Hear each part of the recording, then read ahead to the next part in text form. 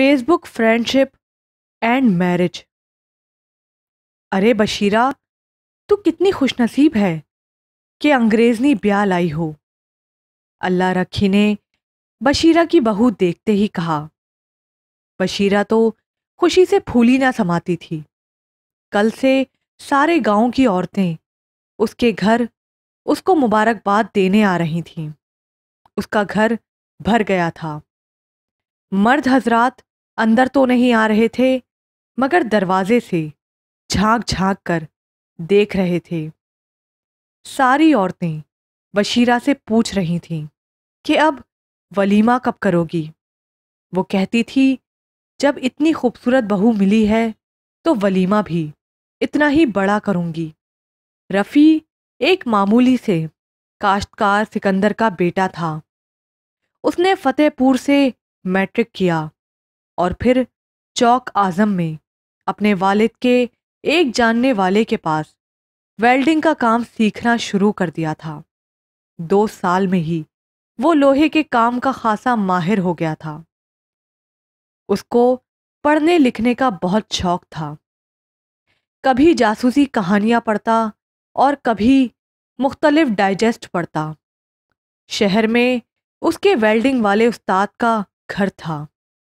جب کبھی کام زیادہ ہوتا وہ رات گئے تک کام کرتا اور پھر استاد کے گھر ہی ٹھہر جاتا۔ اس کے استاد کا بیٹا نوید کسی یونیورسٹی میں پڑھ رہا تھا۔ گرمیوں کے دنوں میں تو کام کی وجہ سے اکثر رفیع کو شہر میں ہی رکنا پڑتا۔ ان دنوں نوید گرمیوں کی چھٹیوں کی وجہ سے گھر آیا ہوا تھا۔ وہ اکثر اپنے لیپ ٹاپ پر کوئی کام کر رہا ہوتا۔ رفیع بھی پاس بیٹھ کر دیکھتا رہتا۔ ایک دن نوید لیپ ٹاپ کو اوپر نیچے گھما رہا تھا۔ اس میں کبھی کسی لڑکے کی تصویر آ جاتی، کبھی کسی لڑکی کی ایکشن والی تصویر آ جاتی، کبھی کوئی گانا لگا ہوتا، کبھی کسی مولانا صاحب کی تقریر لگی ہوتی، کبھی کوئی لطیفہ لکھا ہوتا اور بعض اوقات کوئی نامناسب تصویر بھی آ جاتی جس کو نوید جلدی سے آگے گزار دیتا۔ رفیع بڑے غور سے یہ سب دیکھ رہا تھا۔ جب نوید نے لیپ ٹاپ بند کیا تو رفیع نے پوچھا، نوید بھائی، آپ یہ کیا دیکھ رہے تھے؟ نوید کہنے لگا، یار رفیع، جب میں یونیورسٹی کا کام کر کے بور ہو جاتا ہوں تو کچھ دیر کے لیے فیس بک دیکھ لیتا ہوں، اس سے طبیعت فریش ہو جاتی ہے۔ رفیع کہنے لگا، نوید بھائی، یہ تو بہت دلچسپی کی بات ہے۔ میں بھی پیسے جمع کر کے فیس بک والا لیپ ٹاپ لوں گا۔ نوید ہنس کر کہنے لگا، یار رفیع، تو لیپ ٹاپ لے لے، فیس بک میں تمہیں مفت میں ڈال دوں گا۔ رفیع نے کچھ پیسے جمع کیے، کچھ ایک دوست سے ادھار لیے اور 20,000 کا ایک پرانا سا لیپ ٹاپ لے لیا۔ اب وہ نوید کے پاس بیٹھ کر فیس بک کو سیکھنے لگا۔ 2-3 دن تو ڈرتے ڈرتے ہاتھ لگاتا، مگر جب نوید نے کہا کہ اس میں سے کچھ بھی نہیں ہوتا، کھل کر دیکھو، نوید کو فرینڈ ریکویسٹ آنا شروع ہوئی۔ کبھی کسی لڑکے کی آتی، کبھی لڑکی کی۔ اس نے نوید سے کہا کہ لڑکیاں بھی کتنی بے شرم ہیں کہ ایک لڑکے کو فرینڈ ریکویسٹ بھیج رہی ہیں۔ نوید ہنس کر کہنے لگا، ہاں یار، لگتا تو عجیب ہے مگر یہ فیس بک پر فرینڈشپ ہے، حقیقی دوستی تھوڑی ہے۔ نوید نعتیں اور خطابات زیادہ پسند کرتا تھا، گانے بھی کبھی کبھار سن لیتا تھا۔ فیس بک فرینڈز کی پوسٹ لائک کرتا۔ آہستہ آہستہ اب لڑکیوں کی فرینڈ ریکویسٹ کو بھی ایکسیپٹ کرنے لگا، لیکن اسے لڑکیوں سے میسج پڑھنے اور ان کو میسج کرنے میں زیادہ دلچسپی نہیں تھی۔ ایک دن اسے ایک انگریزنی جس کا نام مارٹینا تھا کی فرینڈشپ ریکویسٹ آئی، مگر رفیع نے توجہ نہیں دی۔ اگلے دن پھر وہ ریکویسٹ نظر آئی تو اس کو ایکسیپٹ کر لیا۔ چند گھنٹوں بعد ہی دیکھا تو اس کو مارٹینا کی طرف سے میسج آیا ہوا تھا، thank you for adding me in your friend list. Rafi کو مارٹینا کا یہ انداز اچھا لگا کیونکہ اس کا کسی نے کبھی اس انداز سے شکریہ ادا نہیں کیا تھا۔ رفیع باقی فرینڈز کی نسبت مارٹینا کی پوسٹ کو زیادہ لائک کرتا اور ان پر کمنٹس کرتا۔ اس کی انگلش بالکل ٹوٹی پھوٹی ہوتی تھی، مگر اس پر مارٹینا کا رسپانس بہت اچھا ہوتا تھا۔ رفیع کو پوسٹ سمجھ میں نہ آتی تو نوید سے بھی مدد لے لیتا تھا۔ نوید ان کی اس پروان چڑھتی دوستی کو دیکھ کر ہنس دیتا تھا۔ مارٹینا اکثر میسیجز میں پاکستان اور پاکستانیوں کے بارے میں اچھے جذبات کا اظہار کرتی۔ ایک دن رفیع کو مارٹینا کے میسج نے چونکا دیا۔ وہ رفیع سے کہہ رہی تھی کہ آپ مجھ سے شادی کرنا پسند کرو گے۔ رفیع کے لیے یہ میسج بالکل خلاف توقع تھا۔ اس نے نوید سے بھی پوچھا کہ مارٹینا کے اس میسج کا کیا مطلب ہے، تو نوید نے کہا، مبارک ہو رفیع، آپ کی تو لاٹری نکل آئی ہے، آپ کو تو بہت بڑی آفر آ گئی ہے۔ رفیع نے مارٹینا کو عذرائے مذاق کہا، میں تو اتنی دور بارات لے کر نہیں آ سکتا، اگر تم پاکستان آ جاؤ تو پھر ٹھیک ہے۔ اگلے دن جب اس نے لیپ ٹاپ آن کیا تو اس میں مارٹینا کا جواب پڑھ کر وہ حیران رہ گیا۔ اس نے کہا تھا کہ ٹھیک ہے، بات پکی ہو گئی، میں پاکستان آ جاؤں گی۔ رفیع یہ دیکھ کر پریشان ہو گیا۔ اس کو سمجھ نہیں آ رہا تھا کہ یہ کیا ہو رہا ہے۔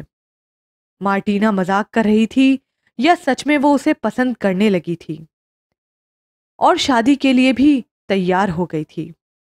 اس نے مارٹینا کو چیک کرنے کے لیے ایک اور میسج کیا، مارٹینا دیکھ، ہم مسلمان ہیں اور مجھے نہیں معلوم تمہارا مذہب کیا ہے، ہم صرف مسلمانوں کے ساتھ ہی شادیاں کرتے ہیں۔ چند ہی منٹوں بعد جو پیغام آیا اس نے رفیع کو اور زیادہ حیران کر دیا۔ وہ کہنے لگی، یہ تو مجھے پہلے ہی معلوم تھا، اس لیے میں پہلے مسلمان ہوں گی اور پھر تم سے شادی کروں گی۔ اب رفیع نے بھی سنجیدگی سے سوچنا شروع کر دیا۔ اس نے سوچا کہ میں نے تو کبھی خواب میں بھی انگریزنی سے شادی کرنے کے بارے میں نہیں سوچا تھا، اب اگر موقع مل رہا ہے تو ضائع نہیں کرنا چاہیے۔ اگر قسمت مہربان ہو گئی ہے تو پھر نہ کیوں کروں۔ یہ سوچ کر کہ جب سارے دوستوں اور خاندان کے سامنے وہ اپنی انگریزنی دلہن کے ساتھ بیٹھا ہوگا تو کتنا اچھا لگے گا۔ اسے اپنی ماں کے وہ جملے یاد آ رہے تھے جو اکثر کام نہ کرنے کی وجہ سے اسے کہتی تھیں، بیٹا محنت سے کام کر، کچھ سیکھ لے، اگر کچھ کمائے گا نہیں تو تجھے رشتہ کون دے گا۔ وہ سوچ رہا تھا کہ ماں کو جب یہ خبر دوں گا تو وہ کتنی خوش ہوگی۔ اگلے دن جب وہ خوشی خوشی گھر پہنچا اور ماں سے کہا کہ ماں مبارک ہو، میں نے آپ کے لیے بہو تلاش کر لی ہے، تو ماں کہنے لگی، تو ہمیشہ الٹی سیدھی باتیں کرتا رہتا ہے، میں تو اپنی پسند کی بہو لاؤں گی۔ پھر جب رفیع نے سنجیدگی سے ساری بات اپنی ماں کو بتائی تو وہ کہنے لگی، نہ پتر نہ، کہاں ہم غریب دیہاتی لوگ اور کہاں وہ انگریز لوگ جو اتنے امیر ہیں، مجھے تو یہ کوئی چکر لگتا ہے۔ رفیع نے جب دیکھا کہ ماں پریشان ہو رہی ہے تو اس نے تفصیل سے ساری بات بتائی اور کہا، ماں وہ ہمارے پاس آ رہی ہے، میں تو نہیں جا رہا۔ اب بشیرہ بھی سنجیدگی سے سوچنے لگی تھی۔ اگلے دن مارٹینا نے رفیع کو بتایا کہ آپ ناراض نہ ہو تو ایک بات کہوں۔ رفیع کہنے لگا، کہو۔ اس پر مارٹینا کہنے لگی، فیس بک پر میں نے کافی عرصے سے تصویر تبدیل نہیں کی تھی، میں اب آپ کو اپنی نئی تصویر بھیجنے لگی ہوں، آپ محسوس تو نہیں کریں گے؟ اس کی نئی تصویر دیکھ کر رفیع پریشان ہو گیا کیونکہ وہ ایک ادھیڑ عمر کی عورت کی تصویر تھی۔ جس کا جسم بھدا نظر آ رہا تھا۔ پھر وہ کہنے لگی، آپ کہیں ارادہ تو نہیں بدل دیں گے؟ ویسے میں نے سنا ہے کہ پاکستانی کال کے پکے ہوتے ہیں، اور خاص طور پر سرائکی علاقے کے لوگ تو زبان سے جو الفاظ نکال لیں اس پر ڈٹ جاتے ہیں۔ یہ باتیں سن کر رفیع کو لگا کہ اگر اب اس نے نہ کر دی تو پھر ہمارے علاقے کی بھی بے عزتی ہوگی۔ اس لیے اس نے جوش میں کہا، اب تم میری ہو، ساری دنیا بھی کہے گی تو میں تمہارا ساتھ نہیں چھوڑوں گا۔ رفیع نے اپنی ماں سے کہا، ماں، وہ آج مارٹینا نے اپنی تصویر بھیجی تھی اور کہنے لگی تھی کہ یہ میری نئی تصویر ہے، ذرا دیکھیں تو۔ ماں دیکھ کر کہنے لگی، بیٹا، مجھے تو یہ فراڈن لگتی ہے، یہ تو تجھ سے 20 سال بڑی لگتی ہے۔ اب بھی وقت ہے، اس بات کو یہیں ختم کر دو، کہیں ہم پھنس ہی نہ جائیں۔ رفیع کہنے لگا، ماں، میں اب وعدہ کر بیٹھا ہوں، مرد کی زبان کی بھی کوئی قیمت ہوتی ہے۔ ہم سرائکی لوگ اس لیے تو مشہور ہیں کہ جب بات کر لیں تو پھر اس پر ڈٹ جاتے ہیں۔ ماں کہنے لگی، ٹھیک ہے پت، میں تیرے ساتھ ہوں، اب جو ہوگا دیکھا جائے گا۔ رفیع نے مارٹینا سے کہا، اب تم پاکستان آ جاؤ، ہم جلدی شادی کریں گے تاکہ کوئی مسئلہ پیدا نہ ہو جائے۔ 15 دن بعد ہی وہ آ رہی تھی۔ رفیع کی خوشی کی انتہا نہ تھی۔ جب وہ آئی تھی تو سب گھر والوں کے لیے گفٹ اور سوٹ لائی تھی۔ اپنی ساس کو تو اس نے سونے کی لاکٹ بھی گفٹ کی تھی۔ سارے گھر والے خوش تھے۔ اس کے آنے کے بعد طے پایا کہ پہلے تو وہ سب کے سامنے مسلمان ہوگی، پھر اس کا نکاح ہوگا، پھر ولیمہ چند دن ٹھہر کر کریں گے۔ شادی کے دن جب عورتوں نے دیکھا کہ وہ انگریزنی تو رفیع سے خاصی بڑی لگ رہی تھی تو آپس میں خسر پسر کرنے لگیں، مگر آخر میں سب ایک ہی بات کہتی تھیں، جو بھی ہو مگر آخر ہے تو انگریزنی۔ اب شادی کے اگلے دن ساری عورتیں رفیع کی ماں بشیرہ کو مبارکبادیں دے رہی تھیں، اور وہ بھی خوش تھی اور سوچ رہی تھی، ہم نے ساری زندگی غربت میں گزاری ہے، اب تو ہمارے دن پھر جائیں گے۔ مارٹینا نے اپنے اخلاق سے سب کے دل جیت لیے تھے۔ فتح پور گاؤں کی ساری عورتوں کو پیار سے کیا حال ہے اور آپ ٹھیک ہیں جیسے جملے بول رہی تھی۔ ہر ایک کے ساتھ ہنس ہنس کر تصویریں بنوا رہی تھی۔ سب عورتیں کہہ رہی تھیں کہ وہ بہت اچھی ہے۔ شادی کے 2 دن بعد وہ اسلام آباد اور مری گھومنے چلے گئے۔ سارا خرچہ مارٹینا ہی کر رہی تھی۔ 15 دن رہنے کے بعد وہ واپس چلی گئی کیونکہ وہاں اس کا کاروبار تھا۔ 1 مہینے بعد رفیع کا ویزا آ گیا۔ وہ بہت خوش تھا۔ جب وہ گاؤں سے رخصت ہونے لگا تو پورا گاؤں اسے رخصت کرنے آیا۔ ماسی سکینہ تو اس کی بار بار بلائیں لے رہی تھیں اور کہہ رہی تھی، پت، اپنے برا اچھو داوی خیال رکھیں، اداوی ویزا بھیج دیویں۔ سارے گاؤں کی مائیں حسرت سے دیکھ رہی تھیں کہ کاش ہمارے بھی بچے کسی انگریزن سے شادی کر کے بیرون ملک جاتے تو کتنا مزہ آتا۔ مارٹینا نے اس کو فون کر کے بتایا تھا کہ کراچی ایئرپورٹ کے قریب ہوٹل میں شام 5 بجے تک پہنچ جانا، رات کو 9 بجے فلائٹ کے لیے ایئرپورٹ چلے جانا۔ ہوٹل کی پہلے سے بکنگ تھی۔ ہوٹل میں اس کا بہرے نے استقبال کیا اور سامان اس کے ہاتھوں سے لے لیا۔ ہوٹل میں آنے کے بعد اس کا کھانا آ گیا۔ وہ آرام دہ بستر پر لیٹے سوچ رہا تھا کہ کتنا مزہ آئے گا جب وہ انگریزوں کا داماد بن کر ان کے ملک میں جائے گا، کیونکہ پاکستان میں داماد کی بہت عزت کی جاتی ہے۔ وہ سوچ رہا تھا کہ جب اس کی سالیاں اس کا جوتا چھپائیں گی تو نہ جانے ان کو کتنے ڈالر دینے ہیں۔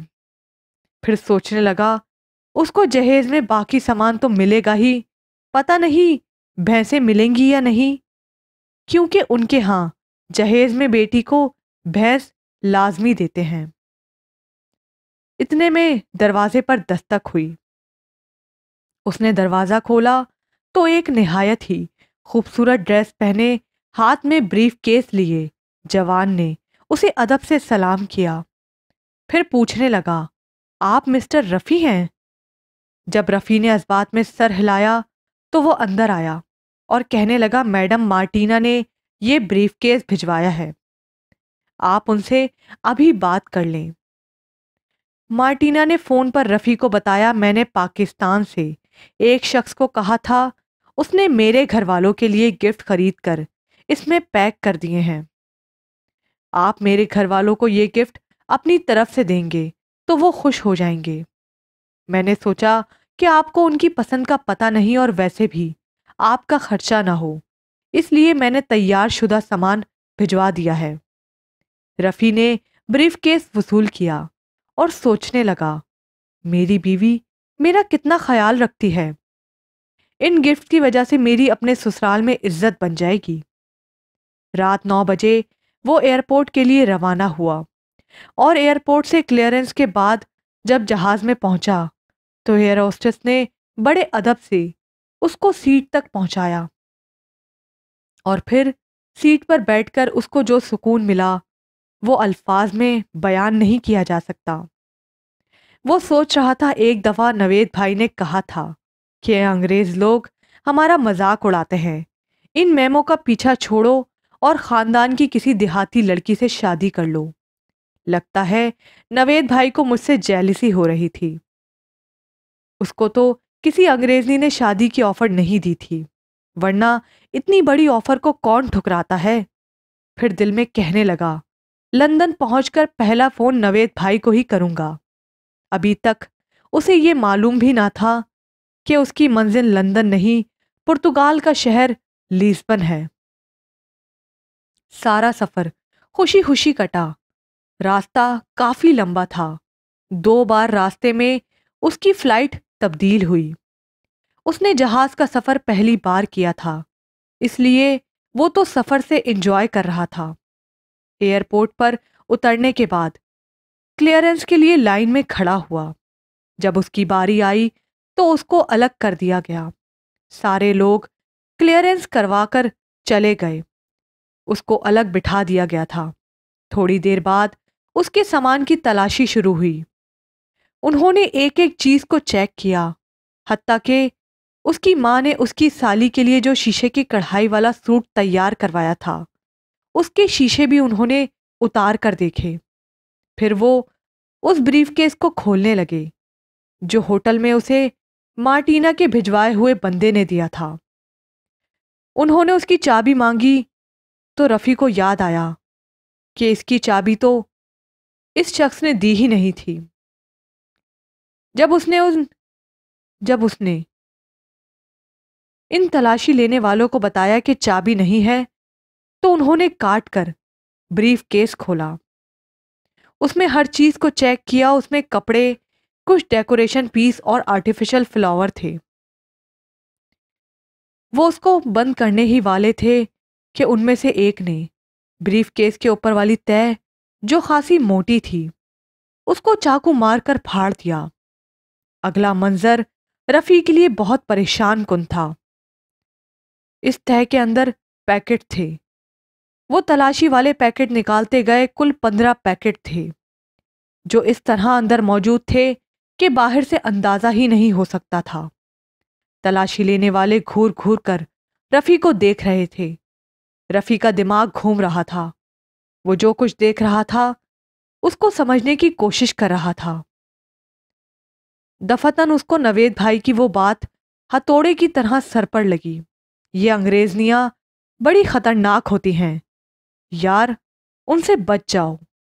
उसी वक्त सिक्योरिटी वालों ने उसको हथकड़ियां लगा लीं और बख्तरबंद गाड़ी में डाल लिया और जेल ले जाकर बंद कर दिया।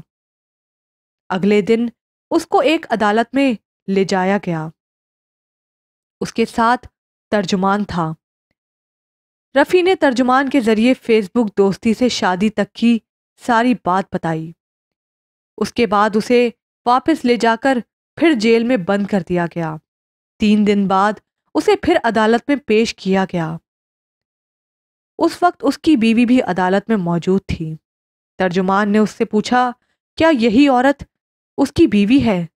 رفیع نے اثبات میں سر ہلایا تو ترجمان نے کہا، مگر وہ کہہ رہی ہے میں اس کو نہیں جانتی۔ رفیع اس عورت کی طرف دیکھ رہا تھا۔ اس نے سامنے ہونے کے باوجود ایک بار بھی اس کی طرف نہیں دیکھا تھا۔ رفیع کو اس بات سے بہت دکھ ہو رہا تھا۔ 1 ہفتے بعد اس کی ملاقات کے لیے ایک پاکستانی وکیل آیا جو پرتگال کے شہر لیسبن میں مقیم تھا۔ اس نے رفیع کو بتایا کہ جس عورت سے اس نے شادی کی تھی اس کا تعلق ایک انٹرنیشنل جرائم پیشہ گروہ سے ہے۔ یہ منشیات کی اسمگلنگ کرتے ہیں۔ یہ عورت اب تک ایشیا کے 4 افراد سے ان کے ممالک میں جا کر ان سے شادیاں کر چکی ہے۔ ان کے ذریعے ہیروئن اسمگلنگ کرتی ہے۔ مجھے پاکستان ایمبیسی نے تمہارے ساتھ تعاون کے لیے بھیجا ہے۔ تمہارے بریف کیس سے تمہاری شادی کی تصویریں مل گئی تھیں۔ اس عورت کی سابقہ ہسٹری بھی سامنے تھی، اس لیے امید ہے تمہیں سزا کم ملے گی۔ جب رفیع کی گرفتاری کی خبر اس کے گاؤں پہنچی تو سارے لوگ دم بخود تھے۔ رفیع کی ماں تو پیٹ رہی تھی، انگریزنی کو گالیاں دے رہی تھی۔ اس موقع پر باقی عورتیں کہہ رہی تھیں، شکر ہے ہمارے بچے ہمارے پاس ہی ہیں، کہیں باہر نہیں گئے۔ ماسی حمیدہ تو کانوں کو ہاتھ لگا رہی تھی، نہ بھائی نہ، ہم تھوڑا کھا لیں گے مگر اپنے جگر گوشوں کو اپنی آنکھوں سے دور نہیں کریں گے۔ پرتگال میں پاکستانی سفارت خانے نے کیس کی پیروی کی، جس کی وجہ سے 1 مہینے بعد رفیع کی رہائی ہوئی۔ رفیع جب لٹا پٹا گاؤں پہنچا تو اس کی ماں اس کے گلے لگ کر خوب روئی کہ شکر ہے وہ سلامتی سے واپس تو پہنچا۔ ناظرین، کیا ہمارے ملک میں وسائل کی کمی ہے؟ اگر ہم اپنے ملک میں رہ کر کام کریں تو خوشحال زندگی کیوں نہیں گزار سکتے؟ بیرون ممالک کام کرنے والوں کی کمائی کو نہ دیکھیں، ان کی مشکلات کو دیکھیں تو کوئی جوان باہر جانے کی خواہش نہیں کرے گا۔ اگر آپ کو ہمارا چینل پسند آیا ہے تو اس کو سبسکرائب کریں اور لائک کریں۔ شکریہ۔